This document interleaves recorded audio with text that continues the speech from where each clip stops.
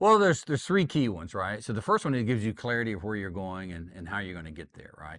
What that does is it gives confidence to the organization that you have a plan and you have a way of executing it. The second thing that it does is it really strips away all the noise. You no longer get distracted about what's happening. You have certainty in where you're going and you can show real results with it. And the third one probably is the most important, but it's the hardest to quantify, is it gives confidence in all the groups around you. I have come in, taken over an organization that is running out of cash. It's lost all its credits from its vendors, and people are starting to shut it down.